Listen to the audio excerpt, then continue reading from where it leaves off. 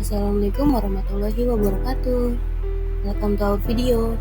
Kami dari mahasiswa Universitas Bung Karno, Fakultas Ekonomi dan Bisnis, Prodi Akuntansi semester 5 kelompok 1. Pada kesempatan kali ini, kami akan mempresentasikan materi mengenai akuntansi sektor publik secara umum dengan dosen pengampu yaitu Bapak Hovani Klase, SEMAK, yang disusun oleh kelompok 1. Sebelumnya, perkenalkan, kami kelompok 1 yang beranggotakan dengan saya Nivi Triani dan rekan-rekan saya yaitu Hani Nur Slamiati dan Anissa Kusumajati. Berikut materi yang akan kami bahas dalam video ini. Terdapat 8 poin materi yaitu yang pertama, pengertian akuntansi sektor publik. Yang kedua, ruang lingkup akuntansi sektor publik. Yang ketiga, karakteristik akuntansi sektor publik. Yang keempat, ada jenis-jenis akuntansi sektor publik. Yang kelima, basis akuntansi sektor publik. Yang keenam, pengertian siklus akuntansi sektor publik. Yang ketujuh, alur proses siklus akuntansi sektor publik. Yang ke-8 ada proses siklus akuntansi sektor publik. Yang pertama, kita akan membahas pengertian akuntansi sektor publik. Akuntansi sektor publik adalah suatu proses pengumpulan, pengklasifikasian, analisis, dan pembuatan laporan pengelolaan keuangan dalam suatu entitas dan organisasi yang beroperasi di sektor publik. Tujuan utamanya adalah untuk menghasilkan informasi keuangan yang akurat dan relevan agar dapat digunakan untuk pengambilan keputusan, pertanggungjawaban, dan pelaporan keuangan entitas publik. Hal ini mencakup pemantauan, pengeluaran, pendapatan, serta aset dan kewajiban entitas sektor publik. Selanjutnya, yang kedua mengenai ruang lingkup akuntansi sektor publik. Ruang lingkup akuntansi ini berbeda dengan jenis swasta, di mana ruang lingkup akuntansi sektor publik melibatkan berbagai aspek seperti yang pertama, perencanaan anggaran, menentukan sumber pendanaan dan alokasi dana untuk program dan proyek pemerintah. Yang kedua, pencatatan keuangan, mencatat setiap transaksi keuangan yang melibatkan penerimaan dan pengeluaran dana publik. Yang ketiga, pelaporan keuangan, menyusun laporan keuangan yang mencerminkan kinerja keuangan entitas sektor publik. Lalu yang keempat, audit dan pemeriksaan, melakukan audit dan pemeriksaan untuk memastikan akurasi dan kepatuhan terhadap standar akuntansi sektor publik. Yang kelima, pertanggungjawaban. Entitas sektor publik harus bertanggung jawab kepada pemegang kepentingan dan masyarakat umum atas penggunaan dana publik. Dalam ruang lingkup akuntansi sektor publik, tidak semua organisasi publik diperbolehkan menggunakan akuntansi sektor publik. Hanya organisasi yang menggunakan dana masyarakat saja. Cakupannya adalah akuntansi untuk pemerintah pusat, akuntansi untuk pemerintah daerah, akuntansi untuk partai politik, akuntansi untuk lembaga swadaya masyarakat atau LSM, akuntansi untuk yayasan, akuntansi untuk pendidikan, akuntansi untuk kesehatan, dan akuntansi untuk tempat peribadatan. Baik, di sini saya Hani Nur Islamiati akan melanjutkan presentasi mulai dari karakteristik akuntansi sektor publik.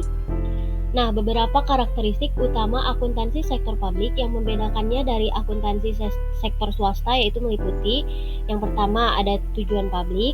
Akuntansi sektor publik memiliki tujuan utama untuk memenuhi kepentingan masyarakat umum, bukan pemilik atau investor. Yang kedua ada transparansi. Pemerintah dan entitas sektor publik harus memenuhi prinsip transparansi dalam pelaporan keuangannya. Nah, ini mencakup keterbukaan dan penyediaan informasi keuangan kepada publik. Yang ketiga, ada pengaturan dan standar. Akuntansi sektor publik seringkali diatur oleh aturan dan standar yang ditetapkan oleh pemerintah atau badan pengatur, seperti International Public Sector Accounting Standard atau IPSAS. Yang keempat, ada keterbatasan keuntungan finansial. Entitas sektor publik biasanya tidak memiliki tujuan untuk memaksimalkan laba seperti yang sering terjadi dalam bisnis swasta. Nah, yang terakhir nomor 5 ada sumber dana yang beragam. Akuntansi sektor publik mengelola berbagai sumber dana termasuk pajak, pinjaman, dan hibah. Nah, selanjutnya di sini ada jenis-jenis akuntansi sektor publik. Jenis-jenis akuntansi sektor publik sendiri terbagi menjadi 4 kategori, yaitu yang pertama ada akuntansi pemerintah. Ini berkaitan dengan akuntansi pemerintah pusat yang melibatkan anggaran dan pelaporan keuangan entitas pemerintah nasional. Nah, yang kedua ada akuntansi daerah dan lokal. Hal ini fokus pada akuntansi entitas pemerintah daerah seperti pemerintah kabupaten, kota, dan desa. Nah, yang ketiga ada akuntansi lembaga publik. Hal ini berkaitan dengan akuntansi lembaga-lembaga publik seperti universitas, rumah sakit, dan lembaga-lembaga penelitian yang dibiayai oleh pemerintah. Yang keempat, ada akuntansi badan usaha milik negara atau BUMN. Hal ini melibatkan entitas bisnis yang dimiliki oleh pemerintah yang memiliki tujuan ekonomi tetapi tetap dalam lingkup sektor publik. Lalu di sini ada basis akuntansi sektor publik. Sedikit menjelaskan bahwa basis akuntansi adalah himpunan dari standar-standar akuntansi yang menetapkan kapan dampak keuangan dari transaksi dan peristiwa lainnya harus diakui untuk tujuan pelaporan keuangan. Nah, berdasarkan peraturan pemerintah nomor 71 tahun 2010 yang mengatur standar akuntansi pemerintahan atau SAP, basis akuntansi yang digunakan entitas pemerintah adalah basis kas menuju akrual atau kas toward akrual. Nah, secara umumnya basis akuntansi terbagi atas dua jenis, yaitu basis kas dan basis akrual.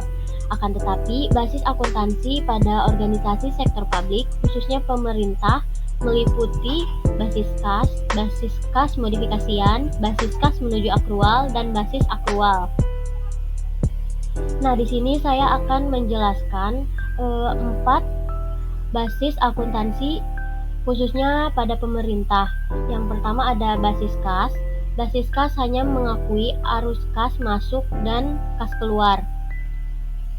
Basis kas menetapkan pengakuan transaksi ekonomi hanya dilakukan apabila transaksi tersebut menimbulkan perubahan kas. Basis kas telah dilakukan dalam akuntansi pemerintahan di Indonesia selama era pra-reformasi. Yang kedua ada basis akrual. Peraturan Pemerintah Nomor 71 Tahun 2010 hadir menggantikan Peraturan Pemerintah Nomor 24 Tahun 2005 sebagai standar akuntansi pemerintahan yang baru dan menetapkan berbasis akrual penuh atau full akrual. Basis akrual adalah basis akuntansi yang mengakui transaksi dan peristiwa lainnya pada saat transaksi dan peristiwa tersebut terjadi, atau dan bukan hanya pada saat kas atau setara kas diterima atau dibayar. Lalu yang ketiga ada basis kas modifikasian. Menurut Butir 12 dan 13, lampiran XX IX tentang kebijakan akuntansi Kepmendagri nomor 29 tahun 2002 disebutkan bahwa basis kas modifikasian atau modified kas basis adalah kombinasi basis kas dengan basis akrual. Nah, yang terakhir nomor 4 ada basis kas menuju akrual. Menurut Peraturan Pemerintah Nomor 24 Tahun 2005 tentang Standar Akuntansi Pemerintahan, basis kas menuju akrual adalah ketika pendapatan, belanja, dan pembiayaan dicatat berdasarkan basis kas, sedangkan aset, utang, dan ekuitas dana dicatat sebagai basis akrual. Baik, saya Anissa Kusumajati. Saya akan melanjutkan presentasi kelompok kami, di mana saya akan menjelaskan tentang siklus akuntansi sektor publik. Siklus akuntansi merupakan suatu proses penyediaan laporan keuangan organisasi untuk periode akuntansi tertentu, mulai dari pencatatan transaksi pertama sampai dengan penyusunan laporan keuangan dan penutupan pembukuan secara keseluruhan, dan juga siap untuk pencatatan transaksi periode selanjutnya. Siklus akuntansi sektor publik juga memiliki beberapa alur proses yang dapat dikelompokkan dalam 3 tahap, yaitu tahap pertama adalah tahap pencatatan. Dalam tahap pencatatan ini meliputi kegiatan pengidentifikasian dan pengukuran dalam bentuk transaksi dan bukti pencatatan. Kemudian kegiatan pencatatan bukti transaksi ke dalam buku harian atau jurnal, dan memindah bukukan dari jurnal berdasarkan kelompok atau jenisnya ke dalam akun buku besar. Tahap kedua adalah tahap pengikhtisaran. Dalam tahap pengikhtisaran ini meliputi penyusunan neraca saldo, pembuatan ayat jurnal penyesuaian, pembuatan kertas kerja, pembuatan ayat jurnal penutup, pembuatan neraca saldo setelah penutupan, dan pembuatan ayat jurnal pembalik.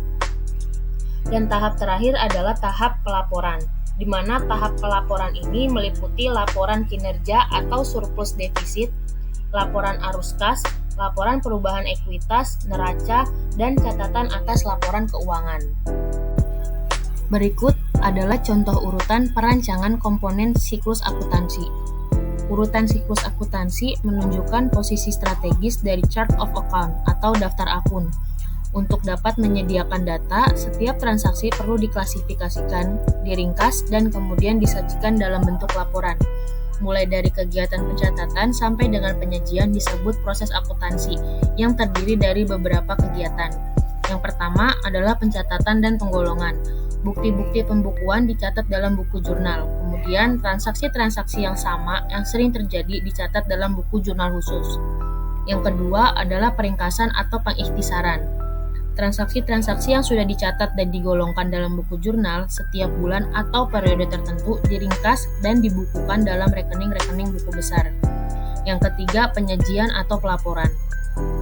Data akuntansi yang tercatat dalam rekening-rekening buku besar akan disajikan dalam bentuk laporan keuangan, yaitu neraca, laporan surplus defisit, laporan arus kas, dan laporan perubahan ekuitas. Penyederhanaan pekerjaan penyusunan laporan keuangan biasanya dilakukan melalui neraca lajur. Berikut adalah proses akuntansi.